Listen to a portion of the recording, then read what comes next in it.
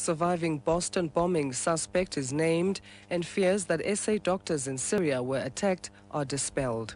That's in the news this hour here on Safm. I'm Asanda Matsaunyani.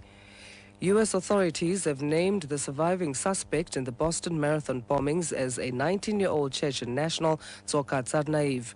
Police say the other suspect, an older brother named as 26-year-old Tamilan Tsarnaev, was killed in a sustained gunfight with authorities in the Boston area. They had been in the U.S. for some time and attended a local college. Police say Tsoka, who is still on the run, could be wearing a bomb vest. Police Colonel Timothy Albin. Our number one priority right now is with these neighborhoods here in Watertown and making them safe and finding this individual. That's what we're committed to. We need more time. We're making significant progress up there, but it may take hours to do this. The SABC's show in Bryce Peace has more.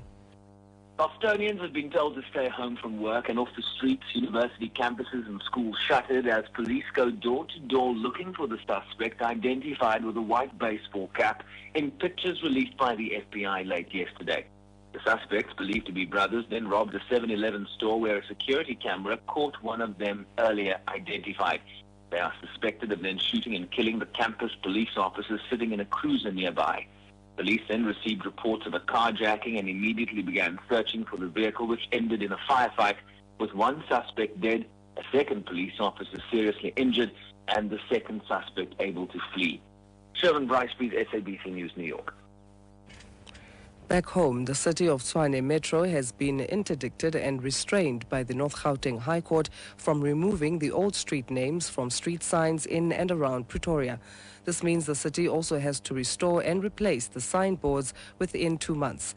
Civil rights organization AfriForum applied for an interdict preventing the city from removing the old street names. Safm3pm reports.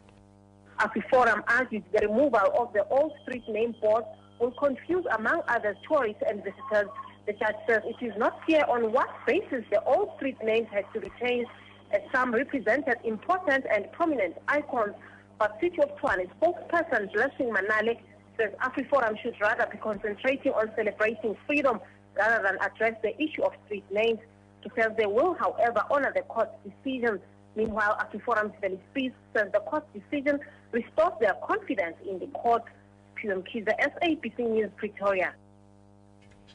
A psychologist says the Modimolle man who admitted to torturing his ex-wife can't be held responsible for his actions on the day of the incident. Tertia Spangenberg has testified to the North Gauteng High Court about a psychological report she compiled on Johan Kotze. She came to the conclusion that Kotze's narcissistic or self-absorbed personality disorder, coupled with major depression, severe stress and disassociation, caused him to commit acts that were out of character. Lila Magnus reports. Spangenberg told the court Kotze's action is compatible with disassociation and depersonalization.